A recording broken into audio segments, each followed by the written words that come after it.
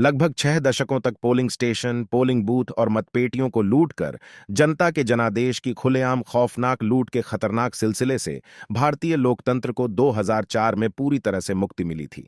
लेकिन polling station, polling booth और मतपेटियों को लूटकर जनता के जनादेश की लूट के जरिए सत्ता हथियाने वालों को यह रास नहीं आ रहा था। इसीलिए ईवीएम के खिलाफ पूरे देश में लगातार एक जोरदार अभियान चलाया जा रहा था।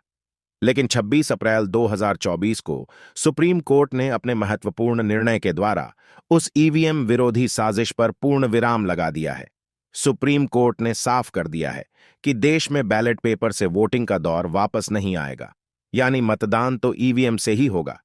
ईवीएम के जरिए डाले गए वोटों का वीवीपैट की पर्चियों से 100% मिलान करने की मांग समेत अन्य कई मांग वाली याचिकाएं सुप्रीम कोर्ट से खारिज हो गई हैं। सुप्रीम कोर्ट ने कहा है कि किसी सिस्टम पर आंख मूंदकर संदेह करना ठीक नहीं है। लोकतंत्र सभी स्तंभों के बीच सद्भाव और विश्वास बनाए रखने के बारे में है।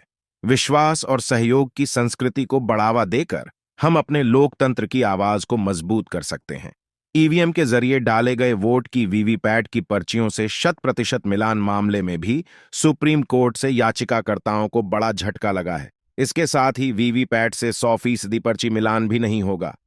मतदान के बाद ईवीएम 45 दिनों तक सुरक्षित रहेगी और अगर नतीजों के बाद 7 दिनों के भीतर शिकायत की जाती है तो जांच कराई जाएगी।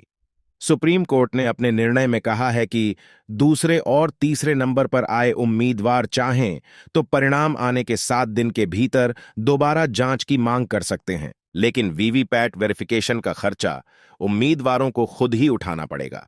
यदि ईवीएम में गड़बड़ी पाई जाती है तो खर्च वापस कर दिया जाएगा। उल्लेखनीय है कि मई 1982 में पहली बार केरल में विधानसभा चुनाव ईवीएम से कराए गए। उस समय ईवीएम से चुनाव कराने का कानून नहीं था।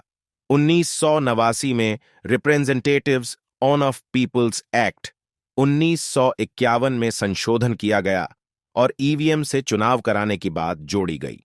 इसके बाद चरणबद्ध तरीके से यह प्रक्रिया आगे बढ़ी और 2004 के लोकसभा चुनाव में सभी 543 सीटों पर ईवीएम से वोट डाले गए। तब से ही हर चुनाव में सभी सीटों पर ईवीएम से वोट डाले जा रहे हैं।